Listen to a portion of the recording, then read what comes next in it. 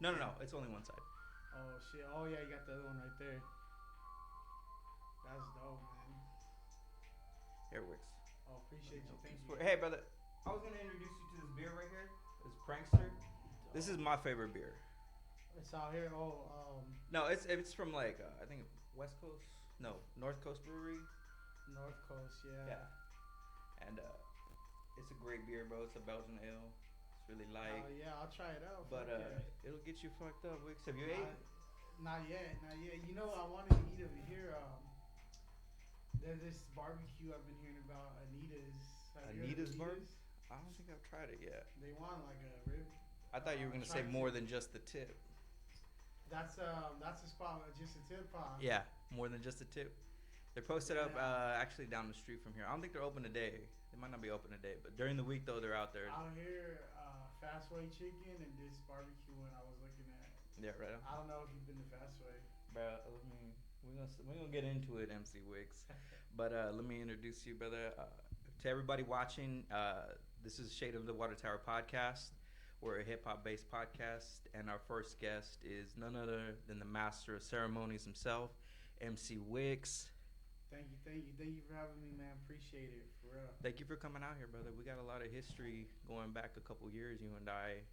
Not so much as we've had conversations and been in the same room, but we've met a couple times in the Yeah. past. I think every time I've seen you, I've gotten your autograph. Oh, for real? Yeah. That's fucking So dope, man. I think I sent it to you a couple days. I sent you one of them. There's a couple. There's like three more black books that I got you in for sure. That's awesome, man. Appreciate you, man. For real. Thank you. And I don't know when was the last time I remember the last time. Oh, you know what? It was at Black Books and Rhyme Books Yeah. 2023.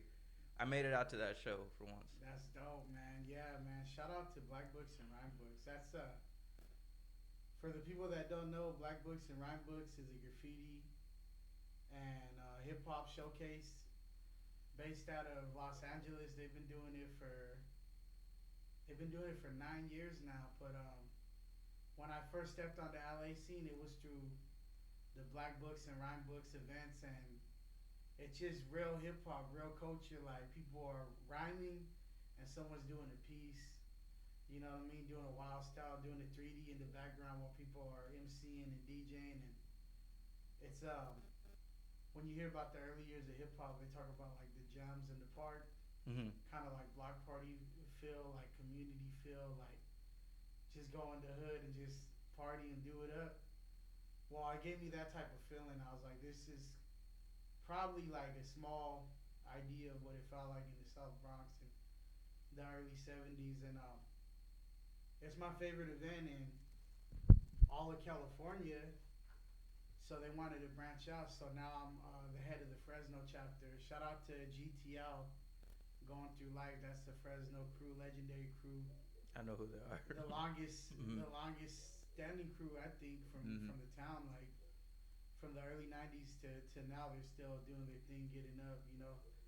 But shout out to GTL for giving us a space and showcasing the town as far as the graffiti side of things, man. Shout Yeah, out to Beardo too. Beardo, that's the founder. right on, right on. I grew up around there. Yeah, so around the corner from that Valley Novelty, it's there's some Hazelwood apartments. Man, Yeah. my mom grew up there from like 98 to like no, like 96 to like 98, 99, around there, so I'm real familiar with the area. Yeah, yeah. It's a real area right there, man. It got kind of grimy there though. I Yeah. remember before Bitwise moved in. Yeah. It could still get grimy there, you know, fucking some areas fluctuate and some areas stay the same, and I think that's kind of like I don't think exactly that neighborhood. I don't really see that one getting gentrified. Mm. The craziest neighborhoods, I think they'll scare the money away. Like Fresno and Belmont is another area of Fresno. Like I mean, until it's like forever gonna be like that. It's forever gonna be the whole city could get gentrified, but that area is gonna be ghetto forever. Like you know. hopefully they don't touch Belmont burgers. Yeah, yeah. They need to leave Belmont Burger alone, man. There's also what's that place in Fresno too? It's like a Chinese restaurant. It's all donuts and burgers. Oh yeah, that's right there on Fresno and Belmont, Chrissy's Donuts. They call it the confused restaurant because they That's, sell like everything. but I bet you it's fire though. I love Back back in the days it was good, but now it's like I don't know. It's kind of like sketchy. It's sketchy. I wouldn't go there now, man. All right, then. We got the Wicks But recommendation. it was though at one time when I was a kid, man. It was really good. That's crazy. It was really good. See, yeah, I mean, you were talking about fast way chicken. That was my spot. That's my go-to for my family too, because it's like we grew up one block up up from there. That's the spot out here, like that's like a town spot. Like everyone has like Yeah, a memory, or yeah, they're attached to it. Like yeah. Also, to the gas station across the street, they sell nachos. Nachos are pretty big over there too. at the gas station. Yeah, the Oh gas shit! station. And then on the weekends too, they got a taco truck that's out there. It's pretty Wow. fire too. But I mean, yeah, bro. Since I was growing up, there's a funny thing too, bro. And it's like only people that grew up around the area know that after it rains and it's all cold and stuff, you can smell fast way chicken for like 3 blocks. Oh, for real? I So would when go we on were, that block. yeah, we were, we were there. On a rainy. After it rains, you know how the air is all clear. They fry their chicken periodically, and then whenever they're frying it, you smell in the air. It's just And then seasoned. It's like that. Huh? yeah, It's and you strong. know what, man? It's the grease, bro. They fry everything, and they fry the potatoes, the chicken. You can even get gizzards over there. Wow. So I need to check that out, yeah, man. but Yeah, I had that. Everywhere I go, I always kind of like hit the local spots. do a little like investigation Mm. online and see something to eat, and that was one of the first things that popped up that caught my eye a lot. Fastway. Yeah, it's It's bomb. yeah, It looks it's bomb. it's It the looks best. bomb. It is good, bro. It's like everything in there because they got deep fried burritos, chimichangas, like all the stuff you want. You know it's not good for you, but you want it. Yeah, They even got like hot pockets. You get that's deep. the best stuff. The It's a stuff that's not stoner good for food. you. Like you got hot pockets deep fried. All the things that are bad for you taste the best, man. It's crazy. It's all right. How you enjoying that beer? Oh man, it's good actually, man. It's really good. The North Coast. Yup. Shout out to them, man. Prankster. That's my beer of choice. I like Modelo too, and I kind of gravitated. Once I got introduced to this beer, I go, this is the best for me. Yeah, I usually do the IPAs, but for Pale Ale, this is probably like one of the best Pale Ales I ever That's had. a Belgian ale. A Belgian? Mhm. Oh shit, my bad. So it's light and it's crisp, bro. But It's good. you know though. what it It's tastes smooth. good with? Something sweet. You know what it is? It's so smooth that you'll start drinking these like it's nothing, and I already know what this is. You'll start drinking it, downing 7.6% alcohol. it like Yeah. it's a regular beer. And That's why they only sell in a 4-pack. yeah, you gotta be careful with. Yeah. When a beer is this smooth And that's it's strong. a craft, you gotta be careful, man. So I was wondering if I can get your autograph one more time, brother. Oh, This yeah, is a little yeah, piece yeah. I'm working on for you. Oh, dope. So dope. it's not finished Appreciate yet. I had some fatherly duties, so I couldn't finish it. But if you could just bless it with your signature, I appreciate it. And then I'll post it up on Instagram once it's done. Yeah, man. Thanks for having me, man. No, it's all good, man. Cause we need to start showcasing the talent that we have here. I'll shoot you some videos here and there too, of like new people Yeah, I appreciate that. I'm hearing Every or day. discovering it from the area. I'll shoot you some links too. So the intro music that we had, that's actually done by artists here in Madera. His name is Mad Cow, and Yeah. the guy is just phenomenal, bro. He's got a song called Reflections, and it's just crazy. It's just kind of got that. How does the beat go? Na, na, yeah. We'll play it later. We can't play it because it's Yeah, gonna go on YouTube, but we'll play it later. And it's really good, man. And there's another one. Another guy. His name is EOD. They got a couple tracks together, and I was just kind of going through their catalog and stuff like that. And then my focus really is just like it sounds good. You got the bars. You got a message behind it. Kind of all the elements of hip hop that really culminate in the song. And really makes you, it moves you. And that's kind of what I want to do. I want to make sure I interview people that move me, that bring me alive. So Yeah, man. It's important for us to have platforms out here. So I always support when I see someone doing something like this. It's Mhm. good because all the big cities they got major platforms for their artists. Like the Bay has Stizzler, Mhm. LA has like No Jumper. Mhm. All the areas they got something for the artists to showcase them. But Yeah. we don't have one. So like every time I see someone starting up, I'm behind it all the way, and like appreciate that very much, and that's kind of what we're doing, brother. We want to be that shining light, you know, like, hey, bring me your music, let's play it, let's get you out there. You You gotta got talent. just stick to the plan and just Yeah. stay consistent no matter what. Mm-hmm. Like the longer you do it, the more valuable, the more relevant, the more success it gets. It's a long process, but stick with it. I'm gonna do my best, brother. And, we're gonna be making a lot of moves here. Um, but let's get right into the interview, man. MC Wicks, how did you develop your name? MC Wicks is Yeah. MC means master ceremony, microphone controller, move the crowd. Mm-hmm. And for me, that's just kind of like you got to live up to your name. If you're not living up to your name, then it's all bad. So MC, I put it in my name. It's just a bar to reach. Every time I'm on the mic, I have to be MC. Every time I'm on a record, I have to be MC on the stage. I got to do it precisely. Like I got to reach that level of that MC level. You know what I mean? Yeah. There's rappers and there's MCs, and I gotta always reach that level and live up to the name. So that's just a bar I set for myself. That's why I put it in my name. And Wicks is supposed to like be like kind of like wicked. It's supposed to mean wicked Mm-hmm. because at the time when I first started rapping, I listened to a lot of horrorcore music. Like my favorite rappers when I first rapped was like Brother Lynch and Necro. Okay. Yeah, and they're like gory, crazy stuff. Like when I was younger, everything from movies, video games, characters, I always went for like whatever was the most violent. Who was the most violent? Who was Mm-hmm. the craziest? And So you're so a it's fan like, of Manhunt? yeah, Manhunt. Oh wow, dude, That was a good that game. So I used to record stuff on the blank VHS. You remember you could record TV or whatever on the blank Yeah. VHS tapes? Mm-hmm. So I connected the VHS and the PS2 together somehow, and I recorded a video of just all the stealth kills.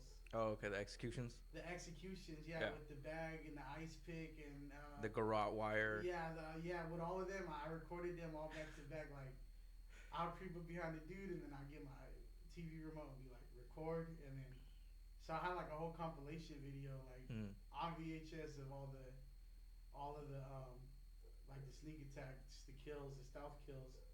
So was that kind of your mindset going in? Like, I'm trying to be the most vicious and most glorious MC. It was a lot of exactly, vicious, ferocious, a lot of shock value, and See, I grew up listening to Brother Lynch because to it's be like, honest, some of my early music is so over the top. Do you have that?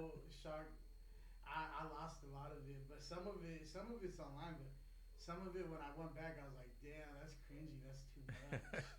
It's overkill. I think I'm kind of an extremist with whatever I do it to the max, like 110.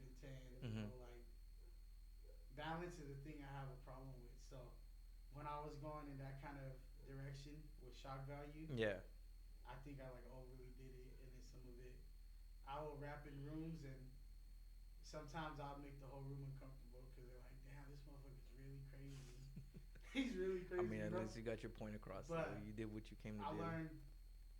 I'm starting to learn balance a little bit more, but yeah, man, violence was a big part of my inspiration in a Mhm. crazy way. So yeah, that's MC Wicks, like MC Wicked, pretty much. I didn't want to be wicked. That sounds too like gangster, like Mhm. cholo, and I'm not that. Yeah. So MC Wicks, man. That's what's up, bro. I appreciate you for that. You got 12 albums released, and some of them you released 2 in the same year. Yeah. And then, I mean, according to Apple Music, you got 12 features, but I'm pretty sure you got a lot more than that. Oh, there's a lot, man. There's a lot. For the people that really, really want to like jump into the music and like binge listen, Mm-hmm. there's a few albums too that are exclusive just to Bandcamp. Okay. So I have a few that aren't even on all the platforms too. Like, I think there's like 3 of them on Bandcamp like that are just exclusive. Okay. But I'm gonna have to look into that. yeah, man, fucking. I was just trying to shout out to Planet Asia. Like I was following his blueprint. I seen that he would drop an album a year, our 2 albums a year, and then he's came out. I think his first album came out in like '98, his first solo project, and then he's still doing it to this day, still going around the world getting money. So I'm like, if this is the guy that's came out and he's been out 20 years plus, and this is his format, then I'm gonna follow that. So that's where a lot of my idea of the consistency came with dropping an album or two a year. And there was I think maybe the years of maybe like 2017 to 19. Mm-hmm.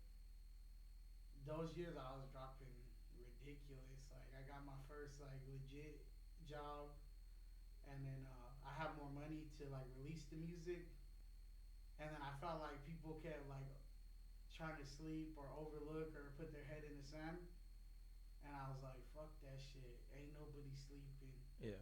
I'm gonna hit you guys with 100 records in a year. Like fuck that. I'm gonna keep coming at you until you have no choice but to acknowledge what I'm doing. You know.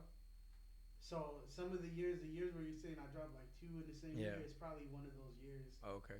Like 17, 18, 19. I kind of went crazy. I flooded it. No, but that's fine, bro. That kind of shows your love of the craft and your dedication to it. You have to. You know, sometimes you gotta take extreme measures to get your point across at times. You know, and I think all of those albums is crazy. I put out a bunch of albums, and then like around the 10th year, I always had an obsession with the year 10. Okay. And they say it takes 10,000 years to master anything. Or isn't it 10,000 hours? 10,000 hours, my bad. 10,000 no, you're years. good. I said it backwards. Is it hitting you already? Yeah, it's hitting me a little bit. Nah, 10,000 hours. So I always been obsessed with the number 10 and the year 10. Mm-hmm. And it's crazy because the album that came out on my 10th year is called King Grimy. Okay. And the reason I called it King Grimy was because, like, it goes back to, like, I felt like I was being, like, slept on. Like, every time I would do a show, they would have me open up, and I would, like, kill it, like, the craziest. Yeah. And then they kept putting me on, like, that, like, first or second, but I would clearly be, like, demolishing stuff. Sometimes I felt like even over the touring headlining acts, sometimes, like, I was going crazy. But they just didn't want to give me my credit, so King Grimy is like, Fresno's grimy. And I was like, if they don't want to give me the crown, fuck it. I'm going to take the crown. Or if they don't want to say I'm the king, fuck it. I'm going to say I'm the king, you know? Take matters in my own hands. And the album King Grimy is pretty much like King Fresno in a way. But I put grimy so it could be more universal. And we did the album release party. I took a picture with the crown on the stage. Mm-hmm. In the middle of my set, we put the crown on, and then that picture from that show and that album is the mural that you see at Valley Novelty. Oh, okay. Today. That's what's up. And it's crazy because, but like I said, everyone was sleeping on me. Then I made that album, and people legit call me like King Grimy for maybe like, they quit calling me Wicks and they call me King Grimy for like maybe like 2 or 3 years. Yeah. It was crazy. And then they started like throwing the word legend. After, if I didn't make that statement and I didn't do that, none of this would ever happen. Yeah. It's kind of crazy. You have so to. It's kind of like your proclamation to the universe. You have to put it out in the universe for it to happen. You know, like, it's good to have it in your mind, but you have to release the manifestations. Yeah. For them to I'm a firm believer in that too, because it's like me finally getting my head on straight. Like doing this, I was able to do it in like 3 months. 4 months. I started last year, like in October, November. Got everything situated here at home, and then just decided to go full force into this because it's like this is something that I want to do. It's something kind of really brings life to me. So I made sure, and then too, like the people that I met in my journey, like kind of just like, okay, this is what you got to do now, and I'm just chalk it up to God and be like, okay, I'll do it. I won't be stubborn no more. All of the greatest icons and greatest minds and people throughout the world and history. Mm-hmm. All of their stories, you start going into their stories, and all of them have somewhere in their path where they bring up manifestation. Okay. It's like a reoccurring thing. Study all the biggest actors, all the biggest Is there anyone in particular that artists. comes to your mind right now when you think about that? Jim Carrey is one actually. He wrote himself a check for $1 million, and he didn't have $1 million. He just wrote himself a check for acting, Mm-hmm.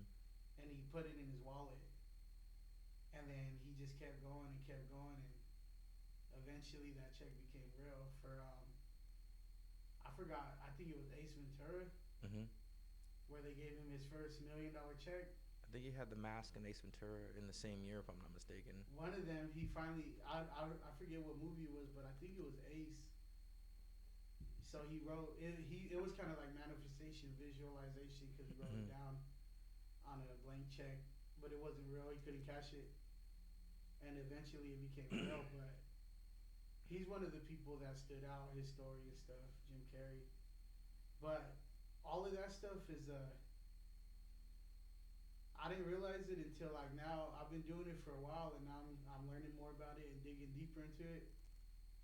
All of that stuff is ancient knowledge, Mm-hmm. ancient wisdom. Like the Egyptians talk about manifestation. Um, Pretty much all worldwide religions, all times, they have this thing where they bring up manifestation. So it's been working since the beginning of time. It's ancient knowledge, ancient wisdom, ancient techniques. That's good. It goes back. It goes back deep. I kind of went down that rabbit hole too, Yeah. and I'll look into it, stuff like that. But I kind of just apply it to myself, you know, to I've, so that way I can do the best possible job that I'm destined for. I just look at it like this: if every religion and every different type of race and time zones and world, everyone in the world is kind of pointing in the same direction, and the direction is manifestation. Mm-hmm. And there's a bunch of disagreements and division and wars and fighting and hatred, but if you study all people, world ideology, they all kind of agree on this manifestation thing. So I'm like, yes, there has to be something to it if everyone's saying the same thing, you know. And I'm gonna find out. And you just gotta implement it, you know, implement it. That's crazy. I went through about 70% of your catalog this past month, and actually, I got a list. It's actually in my backpack of artists that I wanna interview. You were on the list for sure, Yo, and so I made that happen. But I went right to it popped up on my memories, and it was your Jay Wixon album, and the song on there that I remember was in the memory was The Usual, and then we could talk about your bar structure and your wordplay for that track because when I listened to it, it says I was born to be a champion, Native American with the soul of an African. History in the making is what's happening when I grab the pen and drop a gem. All you silly motherfuckers get to listen into a genius. Speak over the rawest beats, master of the ceremonies. I'm a true MC. And yeah, I'm like, God damn, who is this guy? I remember when I first heard it, I was like, who is this guy? But I mean, that kind of goes to when you talk about your King Grimy, you're like, you guys are sleeping on me. It's like, now yeah. you motherfuckers gotta listen to me. You gotta wake them up, man. Yeah. You gotta wake them up, and especially Central Valley, man. We're not easily impressed. Our crowd, Yeah. they're a tough crowd, and like and out here, it's kind of like if you do good one time, they'll be like, all right, you got lucky. You got to do good like 5, 6, 7 times in front of You're the same only as person. good as the last performance you did. Yeah, you got to do good like 7, 8 times, and then they'll be like, I believe you. I mean, with that last bar alone, it shows someone who's paying homage to hip hop as Yeah. being traditionally black music, Oh yeah, yeah. And when was the last time you heard a rapper say that they were an MC, and to know that it means that I'm a master of ceremonies? Not in a while, man. Not in a while. Like even the name is homage to the roots of hip hop and the early stages of hip hop. I started rapping in 2008, and it's crazy to think that in 2008 I'm 13 years old, and I'm gonna put MC in my name, like it's like the 80s or something.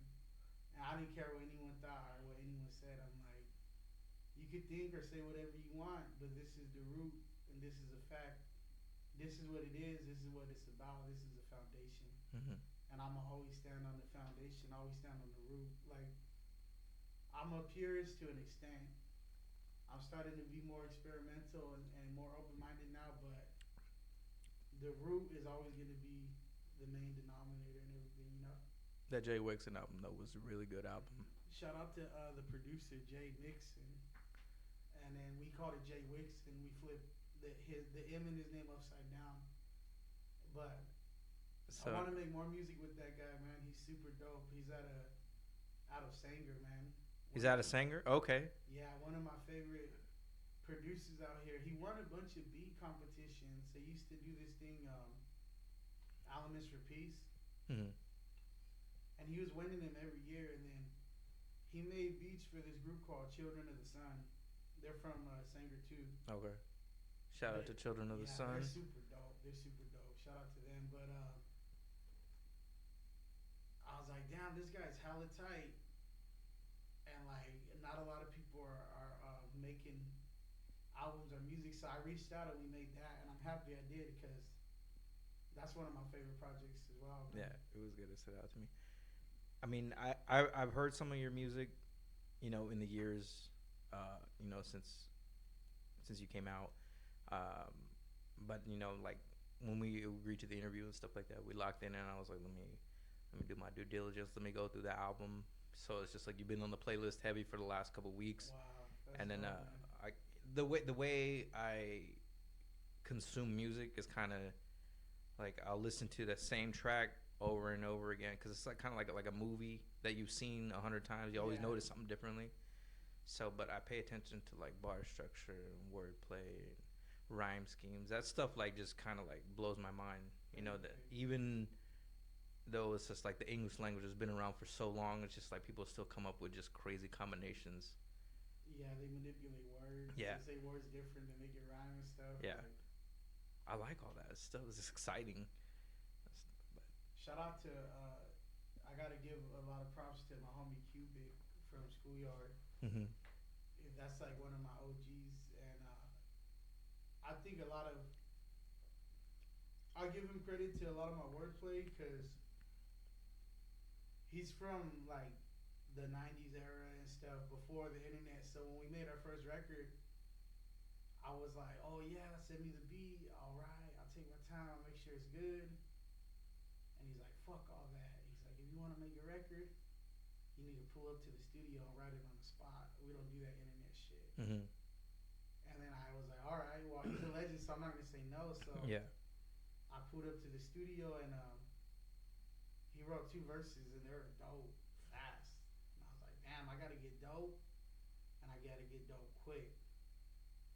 And I was like, he had 2 verses done, and I was barely like halfway done with one, and then the pressure came in, and then I finished it, made it through, and it was good, and then I recorded it, and then he told me that day, I'll never forget. He said, "Everything under the sun has been said and done, so don't ever overthink anything. Just do it in your own way, because everything's been said, everything's been done. All you got to do is put your personality and your flavor on it." Mm-hmm. So some of those crazy wordplays that you're catching, you might have thought were like very strategic or very planned, but it's just free. It's free. It's like no thought, no pressure, just flow, just go. Okay. And I see. it's not as melodic. So you're not constraining yourself, is what you're telling me. Yeah, it's not as melodic as it's not thought out. It's not as strategic as what most will think. I think when you overly analyze or you overly Clearly. strategize, Okay. because you're putting so much pressure on it, you could actually like trick yourself up and maybe like be more stiff with the wordplay and stuff. You know? Okay. I see what you're Yeah, saying. yeah. It's like So you. it's so loose because it's free. You know what I mean? That's why it's So like, you're saying you're gonna let it happen organically. yeah, it's just organic. It's Okay, I just see. coming out like that. Yeah. That's right. Okay. Yeah, yeah. Shout out to Cubic. Like that advice is pretty much, I think, what helped out a lot of my wordplay. Yeah. So when This is in no particular order, brother. I'm just kind of going towards the songs that really spoke to me. Um, but Shining Like a Star off your Ghetto Artsy album, you know, it's just filmed in an area that I'm very familiar with. Yeah. You know, like I told you, I grew up around there. Al Rico's Tacos is right there, Yo, and just yo, something kind of like a Fresno staple. And yo. by the way, I don't know how they keep their prices so low, but I'm not even gonna ask questions. I'm That's not even gonna crazy. ask, bro. I don't care because I can get a taco for less than $1, $2. It's crazy over there, huh? They never switch with inflation and everything. Yeah, They're kind of like the Arizona tea can. You know, the Arizona tea stayed $1 throughout yeah. forever. That's how Rico's right there, man. Shout out to Al Rico's Tacos. Man, that song right there, man. That song, it came.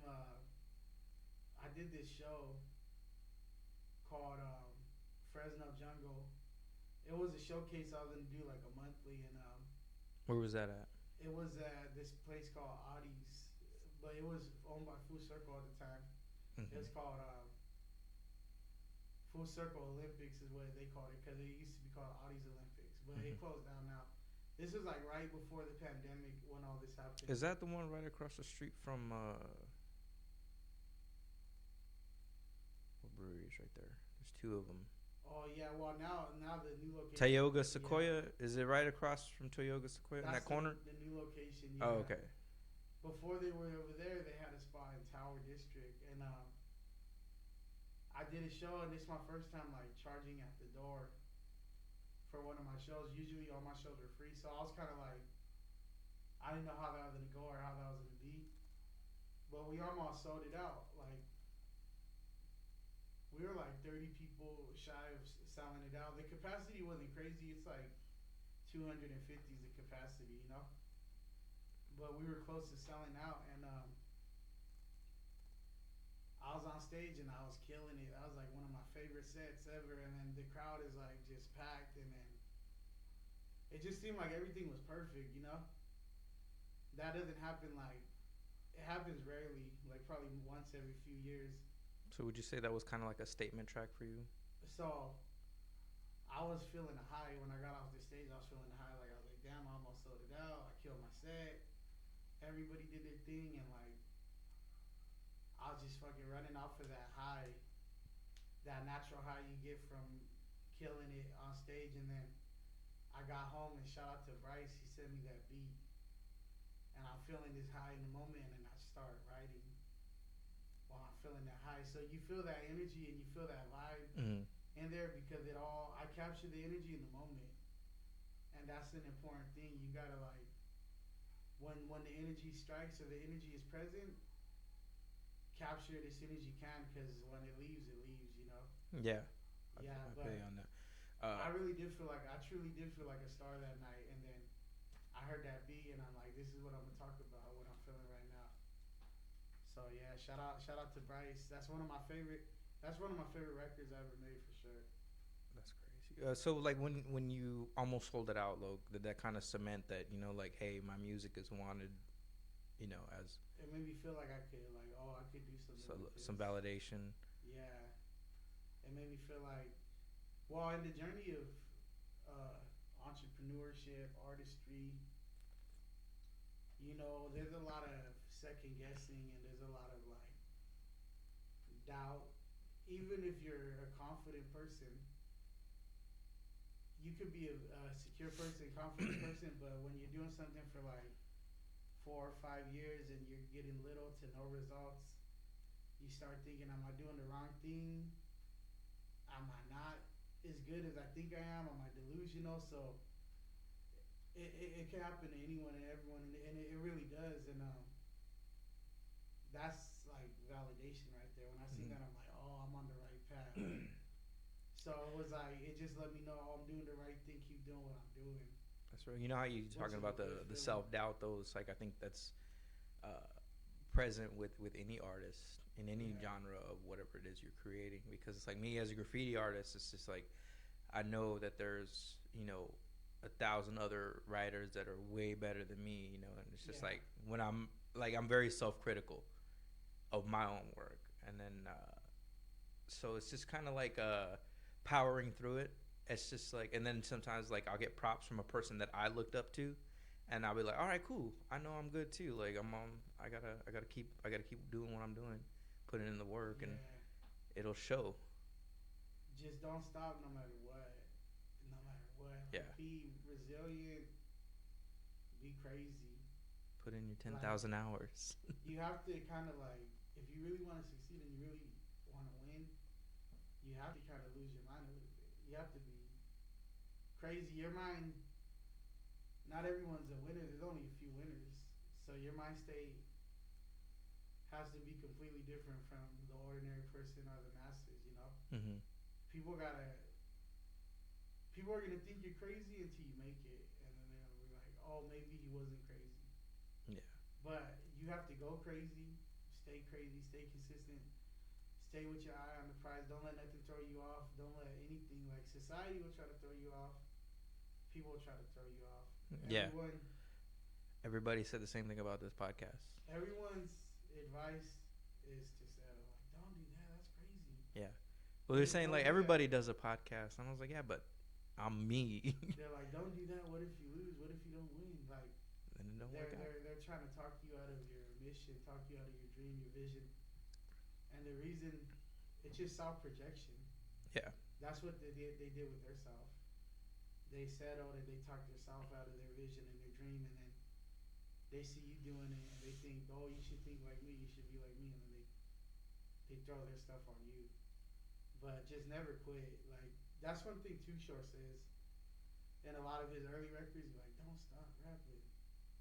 Don't stop rapping. It sounds so simple, but it's like for real, just don't stop. Can we address something about Too Short that I don't think anybody's ever addressed? That he lied to us for like 30 years. About the retiring? Yeah, getting close to the last album. Too Short, quit playing with us like that, bro. Stop that. Smart businessman. He's like, we getting close to the last album. I remember I was like, and then I heard it several times on other tracks, and I'm just like, and then I think I was in high school when he came out with Blow the Whistle, and I was like, wasn't he supposed to retire like 18 years ago? That was like a finesse. He probably got a bunch of money out of that. Everyone's like, we gotta pay him now. We gotta do the show now because it's not gonna happen. All right, I just want to bring that up. That was kind of like a little pet peeve of mine. I was like, why you lie to us, bro? He was lying to get the bag, man. He was lying to double it up. Like, I always charge this much, but since it's my last year, I charge this much. Like, So he said it 8 more times on 8 different albums. And then now he can't run that play no more. He ran it to the ground, man. We know he ain't gonna stop. He's still dope, man. E40 Too Short. They've been dope since day one, man. Yeah. They had, I remember the hyphy movement and all that too. That's kind of like when I got introduced to Mac Dre. Yeah. After he passed, unfortunately. But I remember like some people would tell me that he sell his music for $1 at a club or some at a bar or something, and then he would just pass his music out. And then I remember I got a hold of the Trill TV.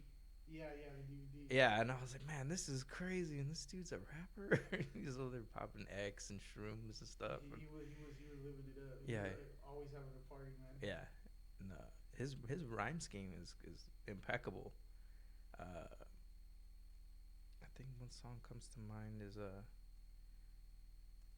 if you don't believe in something, believe and try it. Royal, spoiled, that's the American way. He goes, I live life, laugh, fatty and boss. Cause partner, what's spaghetti without the sauce?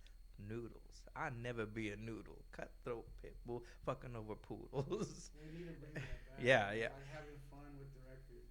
And I think that's important, brother, because it's like, what? Here's the question I asked myself, and it's like, what brings you joy? What brings you? What makes you come alive?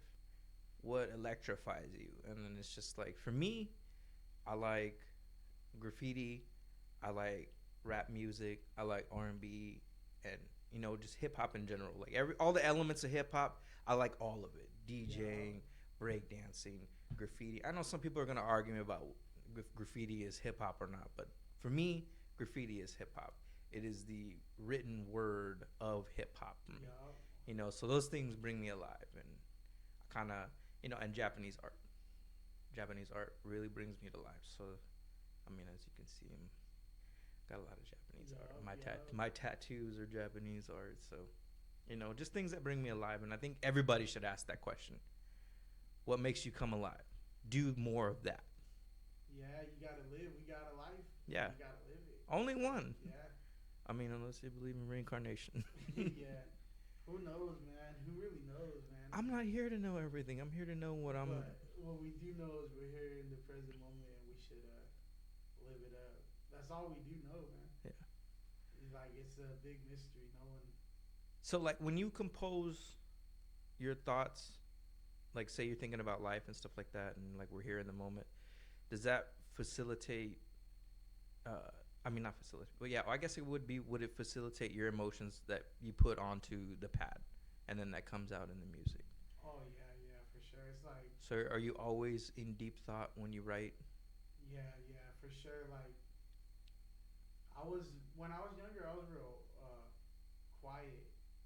I actually got more social doing music because I would perform and then people give me props and you don't want to come off like an asshole or anything, so you gotta learn how to be more social. But ever since I was a kid, I was always just thinking and thought and thought and thought, and then like a lot of my family members were like older, so they'd be like doing their stuff, parties or running around, and then like there'd be a lot of times I was just solo dolo, always in thought. So Mm-hmm.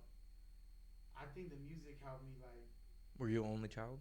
Yeah, no, I have brothers and sisters, but they're like teenagers, and I was like, Oh, you're the baby. I'm the baby, I'm the youngest one, so Okay. they're like You have at parties or they're doing, they're living life, teenage. teenage Okay, stuff. teenage stuff. Right on. See, I was the only child for like 12 years before my first.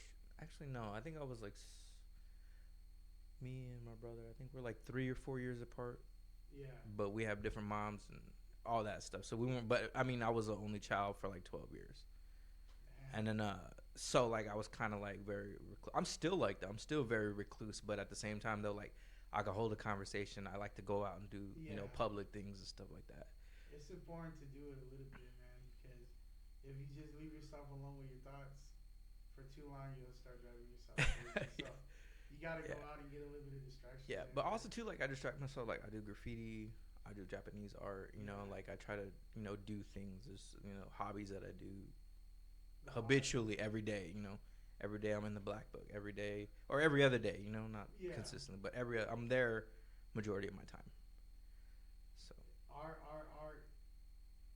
Yeah, art. It saves a lot of people's lives, man. It saves a lot of people's mental health. It takes some people off the street. Like, shout out to all the art forms, man. Like, if you ever felt like doing it, just do it because it's gonna benefit your life in some way or form.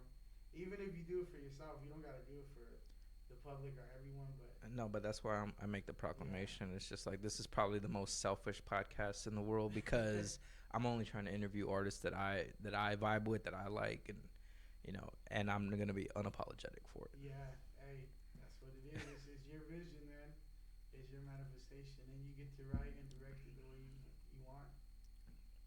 So I mean, you spoke about continuously doing your art form, and uh, I think that's kind of prevalent in your song "My Script" by in your the Arrival album, because it's like when I listen to that track, it's a serious tone, but when you hear the lyrics, it's really uplifting and empowering. But like halfway through the track, like it gets really vicious. Like when you start talking, I feel like you're talking to somebody because you're like, kick rocks. I'm here for longevity.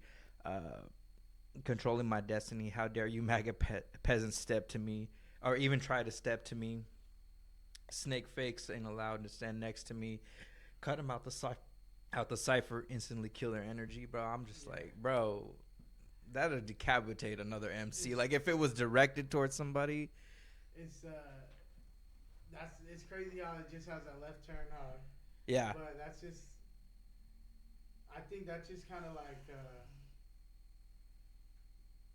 everyone to an extent is gonna be hypocritical to an extent. Like when I see artists that's all negative and all hardcore all the time, I'm like that's not real. Or someone that's all peace, love, and Mm-hmm. hugs all the time, I'm like that's not real because even the shaman feels like slapping someone. Even the preacher feels like slapping someone. Even it's like the yin and yang. We have it all in us, you know, Mm-hmm. righteousness, devilishness, good and bad. And I feel like if I'm not showing you guys both sides of the coin, then I'm just being unauthentic. So that I like how you noticed that actually, like, Yeah. and that wasn't even intentionally. That was Just how you were natural. feeling. Like how I said, being free, being natural. Yeah. That's my natural thought process. I might be all positive and uplifting, and then But the next verse I I might be will like, take your head don't. off. And it's good to be like that. It's like as loving and as caring and positive you could be. Mm-hmm.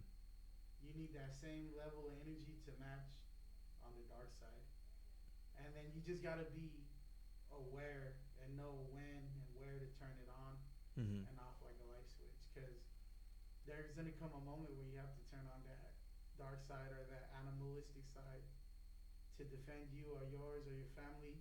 Has there been any other rapper that's come at you in a track or like were y'all beefing or anything like that? What I'll say is this, man. This is what I'll say. A lot of people do things behind the scenes, Mm-hmm. but they'll never do anything on the scene. And to me, I think that's whack. Like, if you think I'm garbage or you think I'm trash, then do it on the mic. But don't go to like a promoter and be like, don't book this guy, or if you put him on at this time, then we're not gonna do it. Like, there's like all these little politic things, boycotts, groups that form and click up Mm-hmm. to try to come against me. And I'm like, if you got to do all that, if you can't just do it with your talent alone or with your rap alone, then you're not talented. You're whack. you're like, if I'm really whack, then show it with the talent. Like my root is battle rap, so like that's how it is in battle rap. If you think you're better, you have to show it. Show it. You can't start like a Mean Girls Club. You have to show it. You have to um, approach the situation, you know. But I've had a lot of like behind the scenes politic things happen, like kind of the whole time. At first, it was more like, oh, like he ain't ever gonna make it. He ain't ever gonna go far. He ain't ever gonna be anyone. Like kind of like write me off or laugh me off. And then I caught up to everybody, and then they're like, oh damn, now he's like next to us. And then once you pass the people that are doubting you and writing you off, then they get really, really, really furious, and then it gets more amplified. But it's crazy. There's been people that have been on the same thought process for 15, 16 years now, you know? They've been mad. And they could stay mad. And they could stay mad. They were mad when I was a nobody, and then they're even madder that I'm a somebody, and then like, but I never went, I never left, and then a lot of the people that were like that don't even rap no more. A lot of them, they're no longer even rapping. But also too, man, I think you kind of showed your fangs. You know, like I'm able to do everything that you wish you could do for whatever reasons holding you back. Now I'm just learning to try not to take it personal, and whatever they do behind the scenes is irrelevant. Until they do it on the mic, it doesn't matter. And then you'll address it. Yeah, but anyone's gonna recognize that stuff is weird. Anyone that has like a brain is gonna be like, oh, this is weird. They're gonna be able to see that right off the gate. Like, this is haterism. Mm-hmm. This is weird. And anyone that's smart is gonna detach themselves from that situation, and anyone that's dumb is gonna latch onto it. So kind of in a way, they're kind of doing me a favor, because they show me who's smart, who's dumb, who's with me, who's not. All I gotta do is just keep an eye on everything, and people just kind of show their own colors. They reveal themselves. I think that's really insightful. Yeah. You just watch everything and see what it is, and then just move accordingly. So you say you're learning how to not take it personal. Yeah. Would that be because you did a lot of self-reflection? Yeah. Well, it's really more about them than it's about me. You know what I mean? It's from the outside out. You might think, oh, it's all about me. They're hating on me. They're hating on me. Me. But there's something that's going on in their psyche, Mm-hmm. in their mind. Like, we want this, but we don't got this, or envy, or whatever. Some type of ego is playing. When you paint it black and white, you might think it's all about you, but it's not. It's not all about me. There's an inner conflict inside that they gotta conquer. Cause secure people don't act like that. Mm-hmm. If they were secure, they wouldn't be doing that. Secure people, that's not how they operate. That's not how they navigate. So there's an insecurity that they gotta conquer. Mm-hmm. They gotta face and conquer, and they haven't faced and conquered it. And until they face and conquer their insecurity, they're gonna keep moving the same way. I know how we're talking about a lot of self-reflection and conquering our own ego. Did you say you experienced a lot of that when you did inner healing? Oh yeah, that whole album is pretty much. I did a lot of that, like clear-minded for maybe like 5 years. Mm-hmm. But when you introduce psychedelics, and I don't recommend to introduce it right away. You should do it clear-minded and sober-minded for a good amount of years, and then you'll build up the mental strength and the mental capacity to introduce psychedelics to help you with the journey. But I introduced the psychedelics, and the whole album is pretty much me documenting, like how I said, capture the energy, capture the moment. Mm-hmm. Every single rhyme that I wrote while I was peaking. And some of my lessons were so profound and so deep that I told myself, I need to write this clear-minded. I need to write this message that I learned from this trip, Mm-hmm. that I got, this answer. I can't write this high. I need to wait the next morning. But while the energy was fresh, I documented it. So that was just my. Yeah, because when I listen to it, it's like the perspective from someone who experienced a lot of self-growth. Yeah. It was all in real time. And I thank you for kind of explaining your little mindset and your experience. Especially like "Devil in the Mirror." I kind of want you to go into like what sparked that verse right there specifically, because I think that's a real powerful song. That song right there, I had a feeling. I knew something was gonna happen. Cause I kept seeing the number like 429, and my birthday is 428. Mm-hmm. So I was like, something's gonna happen on 429, and I did a birthday show like how I do every year. I do a birthday show, and after the show, somebody put out some mushrooms, and they're like, here, Wicks, and they gave me a big ass bag, and I ate a bunch of them, and then we went to my homie's house, and we're chilling, and then they say like, don't look in the mirror when you do psychedelics. Mm-hmm. But honestly, I think the mirror, if you're not ready to face yourself, don't look in the mirror. But if you want to face yourself, you want to conquer things, the mirror is the toughest thing to look into, but it's the most important thing to look into when you want to become a better person. So I used restroom, I washed my hands, and then I looked up, I glanced at the mirror, and then my face just looked crazy. I wasn't intentionally trying to look in the mirror, but I glanced, and then the top half of my face was like angry, and the bottom half of my face was smiling, but it was like an eerie kind of like evil kind of smile, and then most people like an evil grin. Yeah, and it wasn't a hallucination. This was like my real face, and then I was thinking, most people get creeped out and like leave the room, but then I was like, I took a deep breath, and I was calm, and I analyzed, and I said, why am I seeing this, and what does this mean? And I had to really think about it, and then I was like, I'm smiling because the top half, the angry half, is a beast.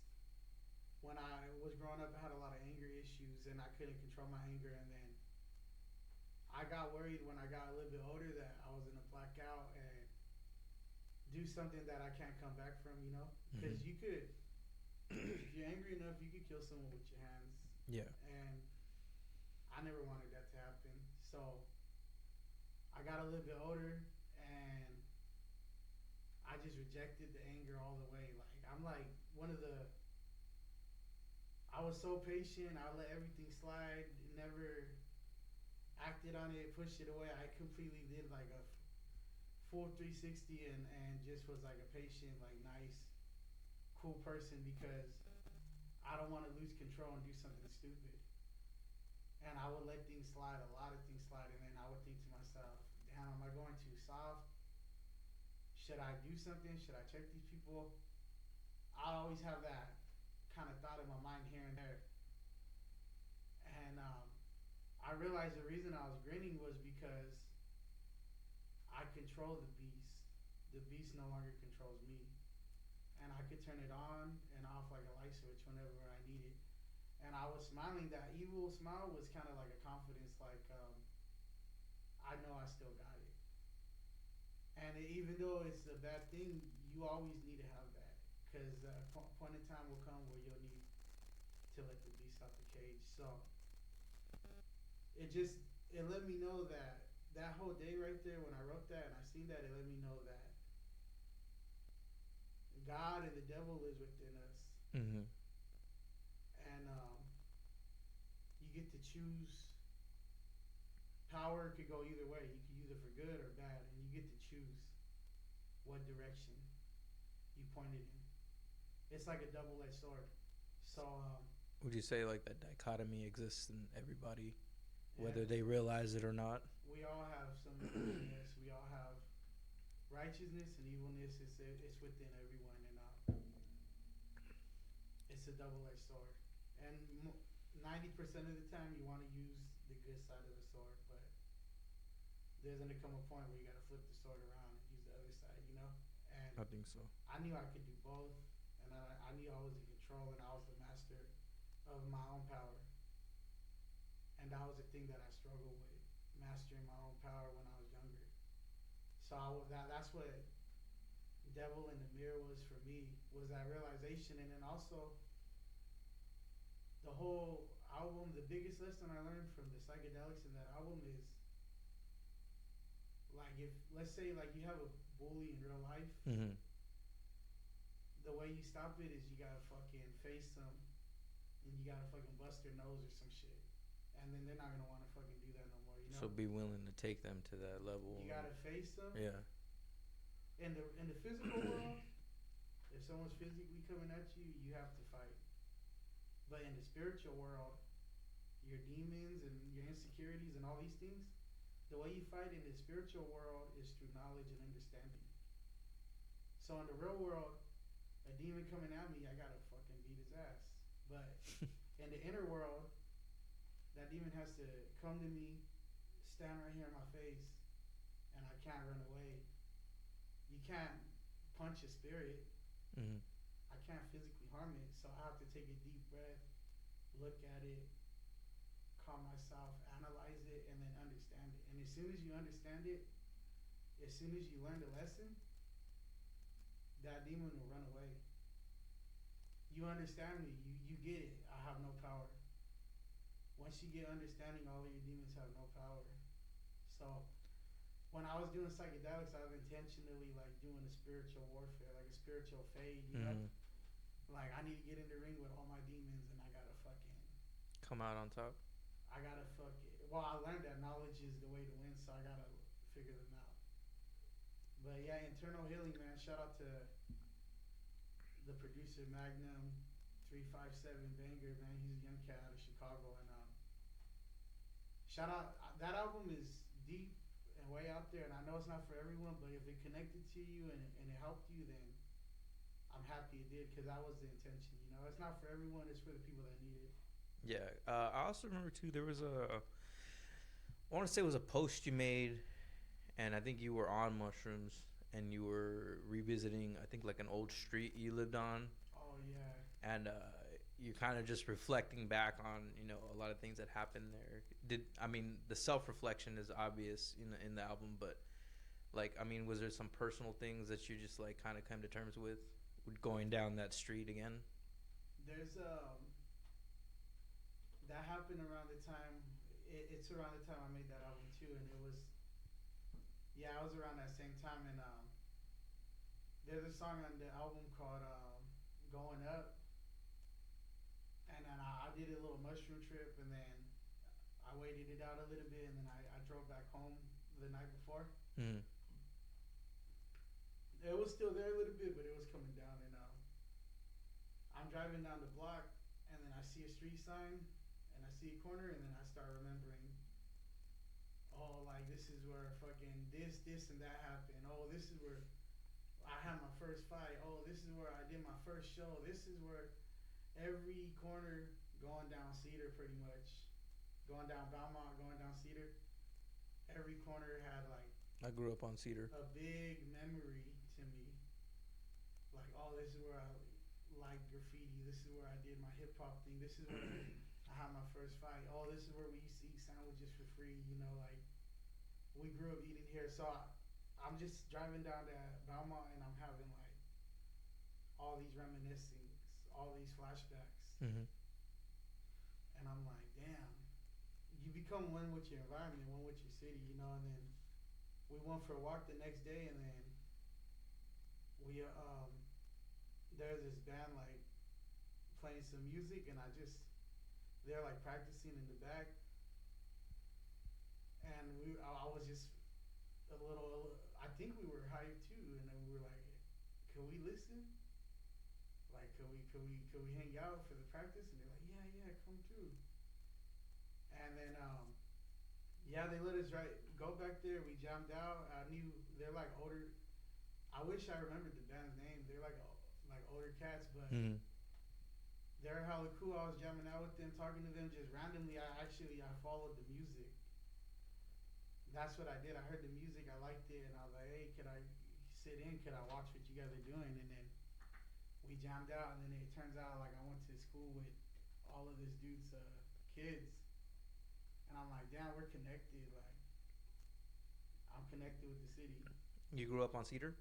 Belmont and Cedar, Fresno and Belmont. So I've always been on Belmont. Okay. Yeah. So I grew up in Calla. We used to live on the west side a long time ago. I think I went to Lane Elementary. Yeah. We lived in some apartments, so it was like down the street from there. But then we moved to Calla, and Cedar ends on my grandma's street. The south end of Cedar, it ends and turns into another street. So I went to Calla Elementary. There's like a little liquor store right there, Calla Liquor Mini Mart or something like that. Yeah, I know what you're talking Lucky about. Bun. Yeah, that's the main one right there. Yeah, and then so I grew up around the area like up until seventh grade, and then I moved over here because I was kind of not doing good at school and hanging around with stupid people, and my mom sent me over here, and I mean, yeah, you'll get stuck in it. That's good that she did that. Yeah. That was for me too. Like I went to Yosemite Middle School, and then they did this new rule where like if you lived on this side, the left side of Cedar, you went to McLean, but if you lived on the right side, you went to Roosevelt. Mm-hmm. So I actually live close to the Roosevelt, but I was on the wrong side of the district border. Oh, okay. And I had to go to McLean, but I'm happy I did because all of my homies that were like more like street. Yeah, I went to Roosevelt, so when I went to McLean, it was like a fresh start. Mm-hmm. And I was like, oh, it's just hip hop. That's it. It's nothing else. It's just hip hop. That's right. That's what I made. My choice is 110% that. Yeah. Nothing else. Because I went to Fort Miller for like 2 days, and because they're like, it's a good school, and then I went there and I didn't like it. I had no friends and shit, so I went back to Sequoia.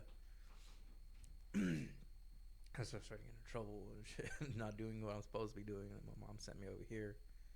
And my formative years were here in the city. Yeah. And my grandma's house is about one block from the water tower. I'm pretty sure you've seen the water tower. Yeah, when I came in, yeah. My grandma's house is like one block down from there. So y'all know that if you don't live there, but in the summertime when the sun sets, the water tower casts a shadow over my grandma's house. So that's why I call the podcast "Shade Under the Water Tower" because Shade Under the Water Tower. yeah, That's dope. we used to kick it, and everybody's been there, you know. So it's just like when you come back through or later on, we can go visit, and I'll show you where I grew up. Yeah, man, I'm down, man. I'm down to come through. I need to come through because. Yeah, well, that's kind of why I wanted to do it too, brother. Because it's like I know traditionally we really don't Madera and Fresno don't really connect with each other more. Yeah. And I think, you know, a lot of politics goes on. You know which ones I'm talking about. It goes on. But, you know, now it's kind of, you know, it's old. And there's a lot of new people here. And there's a lot of talent that goes unrecognized. The new generation is, they're more open now. Yeah. It's a new day and age. Yeah.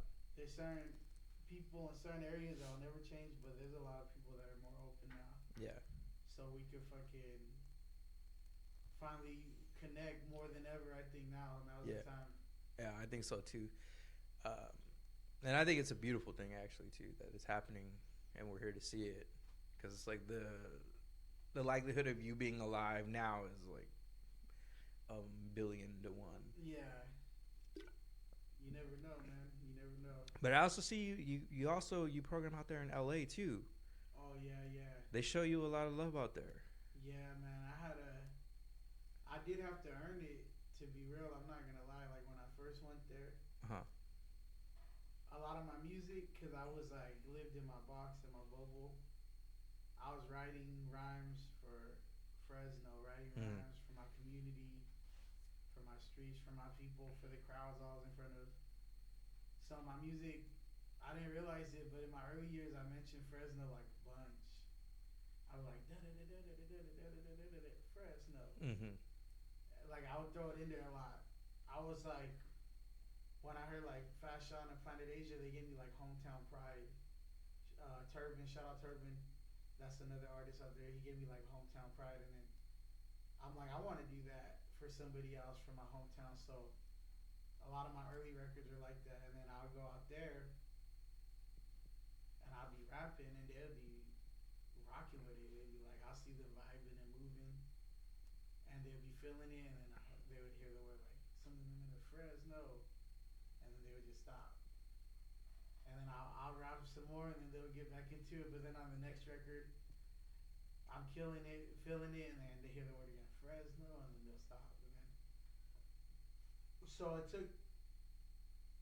Once they knew that, you know, I'm respectful, I'm not banging on them, I'm not tripping, I'm just doing my thing, and I kept it cool with everyone, kept it legit. Eventually, I got to win them over, but it did take a while. And then there's always gonna be a little bit of underlining things going on, like no matter what, forever. But for the most part, I did leave an impact, and I did leave a dent on that scene out there. You know, I would say that I left a dent on the LA underground, and I'm a part of it to a little extent. But it took time. It took time to earn the respect, earn the trust. I think that's a good thing, brother, because it's like that opens up doors for other artists to come down there from Fresno or you know, up here, down there. It's all about respect. Everywhere you go, you just gotta come with respect, and that's it. Respect is number one. That will take you around the world, you know. I think that's good because there's certain artists too that can go all over the world, and they're just, you know, universally loved. I think Immortal Technique kind of embodies that, you know. Everything that he's about, you know, it's respected no matter what city he goes to. Fresno has this thing where we're like the most hated, you know, up north, down south, and it's all stems from, we all know it stems from the street stuff. And then. But isn't it good that we're finally moving away from that? Yeah. It's like a breath of fresh air. There's some people that stick with it forever, but we are starting to move away from it a little bit. Here's the thing. I mean, gangster rap is always going to be prevalent. Always. And I think that's that genre that, you know, most people are accustomed to. It's just... coming out of Fresno, I should say. Yeah. Respect is everything, I would say. Respect and humbleness. I think that's the easiest way to sum everything up. Just be respectful and humble, and people will recognize that that's what you genuinely are, and then they'll start to accept you more. Just be respectful and humble. So, Yeah. um, I saw you did a collaboration with Noah James, Oh yeah, shout out to Noah James. Mountain Mover, Yeah, man. and you are you programmed with the rappers down in the IE? I know. Shout out to my homie Moody, man. Moody's Moody's from the dope. IE. He's from I the met him 2023 Black Books and Rhyme Yeah. Books. That guy's amazingly talented. He's awesome. I need to man. get him in here. He's actually on my list too. Yeah. Next time he comes here, I'll have him stop by. All right, appreciate it very Yeah, much. I'll have him stop by when he's in town. But Noah James is super dope, and I know really just Moody and Noah James and 60 East are the people I know from the IE. There's another guy named Ill Enough. I know Ill Enough too, but Noah James is one of my favorite. Like on the underground, you start meeting all of your peers, Mm-hmm. and then when you move around, you start having peers from everywhere, like the Bay Area peers, LA peers, Central Valley peers, and he's one of the dudes that live he's super dope, Hmm. he's super tight, and I was like, he's just one of the best performers I've met. Just doing my underground runs everywhere. I'm happy we got that record, man. He's. It was a fire record. I heard it. Cause I want to bring him down here one time. when I was doing when I was going through your catalog, you know, it mentions it's like also featured on this, and I checked it out. It's like I know Noah James, I know him from the Cipher Effect. Oh yeah, shout out Cipher Effect. Yeah. So that was my first introduction to him. But also I'm connected with San Bernardino because I know a rapper named Dirty Birdie. Either he actually collaborated with my father, you know, back in the day when they were doing music. And I don't know if you ever heard of him, Dirty Birdie. I haven't heard nothing. I'll check him out though. I'm gonna show it to you because I think you're gonna like him. But you know, that's kind of where my connection to the IE is.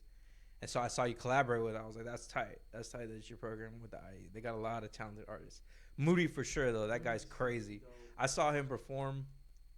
I can't remember the song, but that dude is just with it. And I was like, this is crazy. I think it's I ain't right, motherfucker. Oh, Yeah. he goes like full punk rock. Yeah, rap. yeah. That's why I was just like, kind of was like, that shit's dope, bro. It makes me want to mosh. Yeah, it's on that vibe, man. Yeah. I got a story about Noah, man. We were out there in LA, and he did a show, and he was like headlining, and I went to support because I just had like an off day over there, Mm-hmm. and then he was like the main act, and we're all chilling and chopping it up in the back, and there's different people performing, and they're cool, they're dope, you know, they're decent. Mm-hmm. Some of them are good, and I guess whoever, I don't know who this dude was, but they had some guy go up, and he was kind of like, he was pretty whack. I'm not gonna lie, whoever this guy was, he was whack, and the crowd, you know, LA's a tough crowd too, so they're giving him a chance. And the first song, he's not doing it, and then second song, he's not doing it, and then like right after the second song, the whole crowd just left. They went to the back where we were, and there was a few people in there, and then the promoter came back. Hey, could some of you guys come inside? Could some of you guys come inside? And everyone in LA, they're just looking there like, fuck that, we ain't going in there for that shit. But I was like, fuck it, I'll go in. I'll go check the guy out. And then the dude, he had like a nervous breakdown. He's like, oh, come on, man. Come on. Like, listen to me. Like, come on.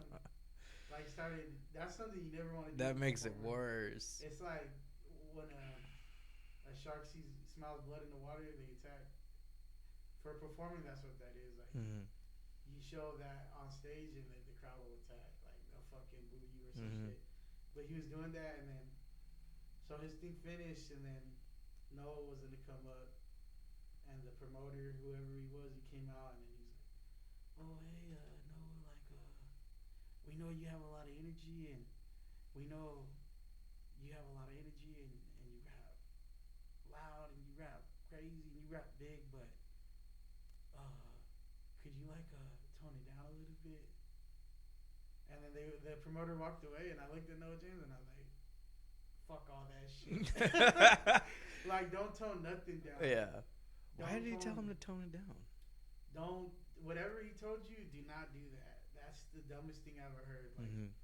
he's telling you you rap really good. Could you rap less good? If like, it's not your fault that his homie can't rap. Yeah. And then Noah went up there and he was killing it like usual. Like, he didn't tone nothing down. And then they started turning his mics down. They started lowering his mics because they didn't want him to do But better than his friend. They're the friend or whatever. And then Noah James said, he's like, I don't need a mic. And he put the mic down and he just started rapping. Just started rapping loud and he was killing it without a mic. Without a mic, he put the mic down, was rapping, killing it, call and response, and I was just like, yeah. you know who comes to mind that did a similar thing? R.A. the Rugged Man. Yeah. There was a performance that he was in Belgium or Brussels or somewhere, and the venue cut power or lost power. They had to close everything down, so he put a show out in the street. People were on cars and stuff, Oh, I seen that and he's just rapping. And I was like, oh, that's hard, bro. That's a true MC. Like, you just go without the mic, just say fuck it, let's go. That's a true MC, right? Yeah, when Noah did that, I was like, this is one of my favorite performers, like, sure. No, He's one of the dudes, man. that Cypher Effect, Dirty Birdie's on that one. Oh, with him? Yeah. Oh, dope. He's like. Then I have probably him for sure. Cause Yeah. I checked out the Noah James Cypher. Yeah, it was good. It was good. But yeah, shout out to Dirty Birdie. Shout out to Noah James and the IE. We love you guys.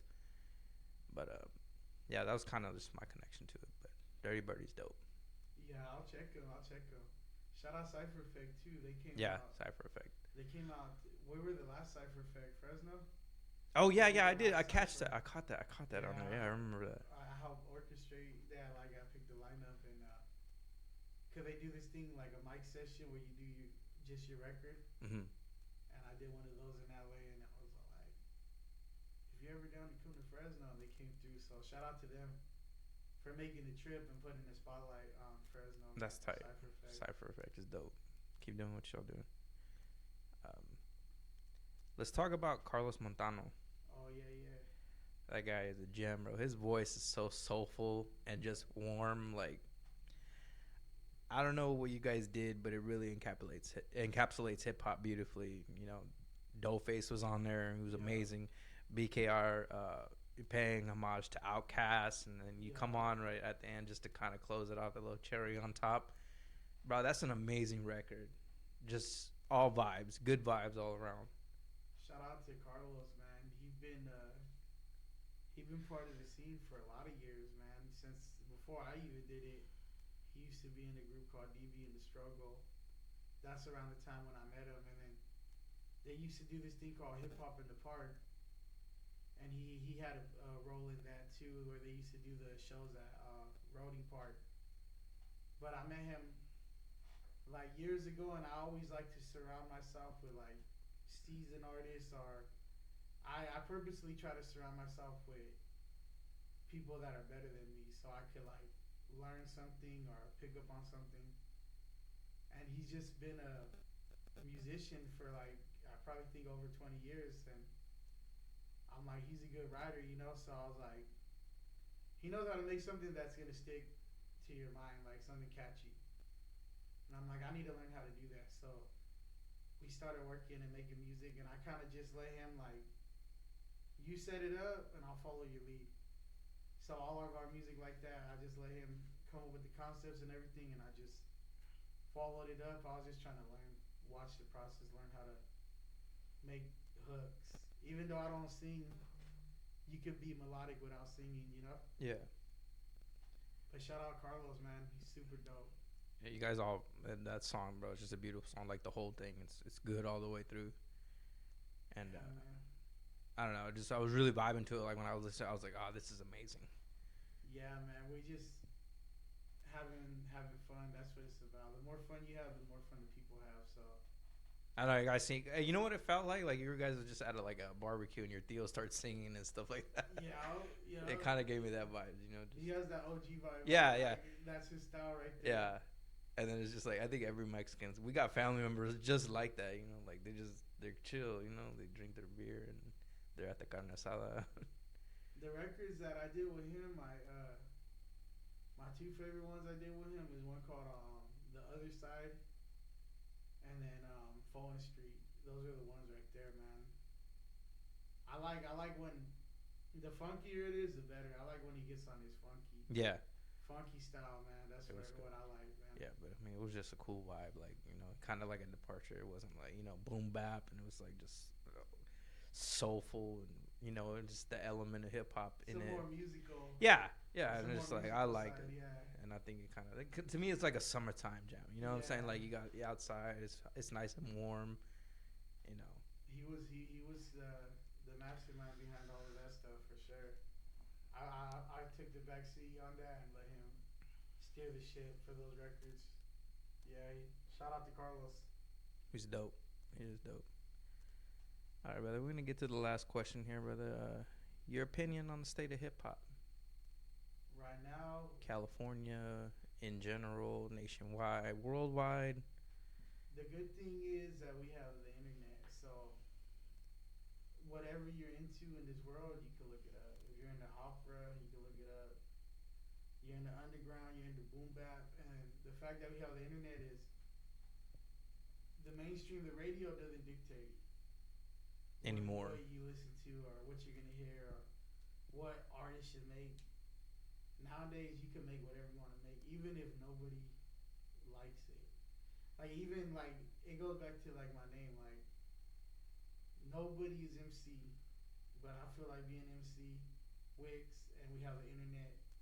I feel like doing traditional hip hop, pure hip hop, and I did it. I did it around a time that nobody did, and then now it's coming back. Shout out to Griselda, Jay Worthy, Larry June, La Russell, Kendrick Lamar, J. Cole, Joey Badass. It's like Joey Badass Freddie is dope. Gibbs. It's coming back, man. Hip hop is coming back, and I think the internet is to thank for that, because you can make a lot of money independently, and there's a lot of tight artists everywhere I go, man. Everywhere I go, there's something good, man. So just do what you want, man. Nothing can stop you from doing what you want in this day and age. So hip hop is not number one on the chart, but it's big enough for us to eat and do it our way. So I think it's in a good place. That's right. Yeah. Well, MC Wicks, thank you for having me. Thank you for coming in. It's all good, man. No, but thank you, brother, for being on the very first episode, and hopefully we can build on this. And if there's anything that this podcast can do, you need anything, just feel free to reach out, brother. We'll be here. I'm very connected in the city. If I can help you out, I will. That's love, man. And in a few months, I'll have a new album, so I'll come back and we'll break that down, man. All right, I appreciate it. I'll be more than happy to do that. That's kind of like my favorite thing to do. Infinite Power, man, coming soon, man. All right. So I'll be back for sure. You already know. Thank you for dropping the gem. I'm your host with the most, Dever Locs. This is Shade Under the Water Tower podcast, episode 1 in the books. Thank you all for listening.